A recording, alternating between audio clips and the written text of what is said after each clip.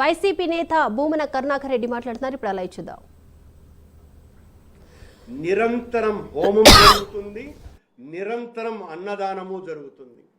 మీరెందుకయ్యా పొయ్యి వెలిగించేది అని అన్నాడట. అక్కడెందుకయ్యా అన్నప్రసాదం చేసేది, అవన్నీ ఆపేయండి అని తాకీదులు ఇచ్చినారు. పాపం ఆ పీఠాధిపతులకు ఏం చేయాలనో దిక్కుతోచక, వీళ్లకు చెబితే అర్థం కాక అధికారులకు వాళ్ళు సాక్షాత్తు ఆర్ఎస్ఎస్ చీఫ్కు ఇది మీ పాలన, మీ కూటమిలో ఉన్నటువంటి పాలన తీరు అని వాళ్ళు కంప్లైంట్ చేస్తే సాక్షాత్తు కేంద్ర ప్రభుత్వం ఇన్వాల్వ్ అయ్యి వీళ్లకు టీటీడీ రాష్ట్ర ప్రభుత్వానికి మొట్టికాయలు వేసిన తరువాత మొన్న 18వ తారీఖు 19వ తారీఖు జరిగినటువంటి పాలక మండలిలో ఇక మీదట ఈ పీఠాలకు ఎవ్వరికీ కూడా నోటీసులు ఇవ్వకూడదు అనేటువంటి ఒక తీర్మానం చేసినారు. అది మీకు అందరికీ కూడా వచ్చే ఉంటుంది, కావాలంటే నేను ఇప్పుడే దాన్ని చూపిస్తాను. అంటే మీరెందుకు పీఠాధిపతుల మీదనే స్వారీ చేయాలన్నటువంటి ఆలోచన మీకు ఎందుకు వచ్చింది?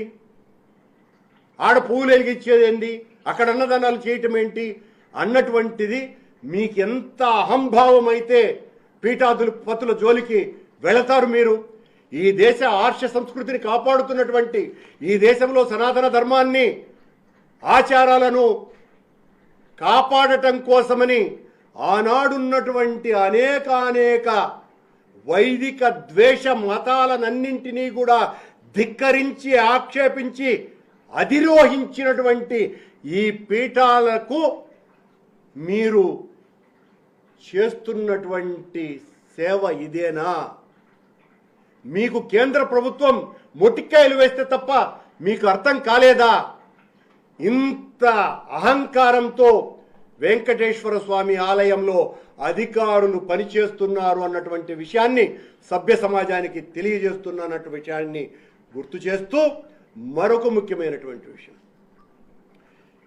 ఈ పాలన వచ్చిన తర్వాత టీటీడీలో మేము పూర్తిగా ప్రక్షాళన చేస్తామన్నటువంటి దాంట్లో భాగంగా గౌరవనీయ టీటీడీ పాలక మండలి అధ్యక్షుల వారు ఏఐ టెక్నాలజీ సహకారంతో గంట పాటు లోపు నేను మొత్తం భక్తులనందరినీ కూడా దైవ దర్శనానికి పూర్తి చేస్తాను ఏర్పాట్లు అని చెప్పినటువంటి విషయం, ఆయన గారిని మోసేటువంటి, ప్రభుత్వాన్ని మోసేటువంటి ప్రసార మాధ్యమాలు అసలు మా హయాములో అసలు మేము భక్తులకు దర్శనమే కల్పించలేనట్టుగా ఈయన గారు రాగానే అసలు అత్యంత స్పీడ్గా దర్శనం కల్పిస్తున్నట్టుగా చేసినటువంటి ప్రచారంలో ఈ మధ్యకాలాన కొండ మీద తీవ్రమైన ఒత్తిడి వచ్చి భక్తులకు దైవ దర్శనం సరిగ్గా జరగకుండా జరిగినటువంటి విషయాలన్నింటినీ కూడా నేను ప్రత్యేకంగా గుర్తు చేయాల్సినటువంటి పని లేదు. కానీ గత కొద్ది కాలంగా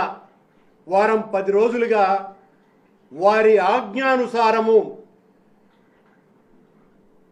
రాత్రి 8 గంటల తరువాత విజిలెన్స్ వాళ్ళు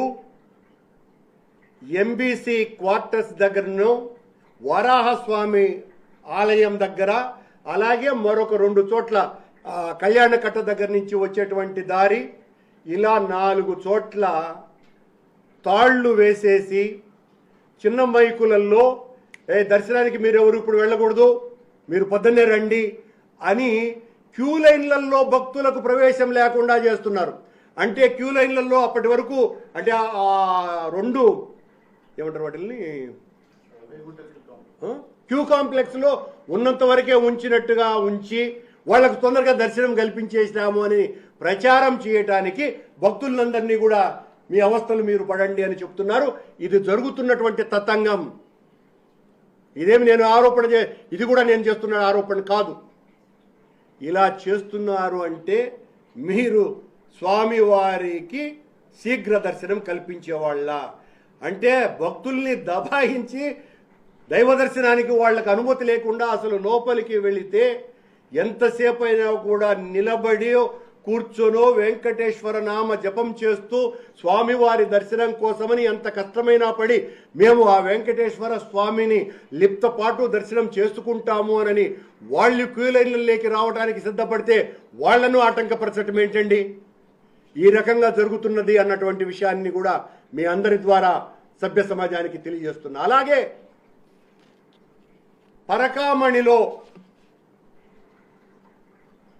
పరాకామణిలో పనిచేసేటువంటి ఉద్యోగస్తులను ఈ మధ్యన నాకు మన ఉద్యోగస్తులే చెప్పినటువంటి విషయం, సరే అది కూడా చాలా బాధ కలిగించే విషయం.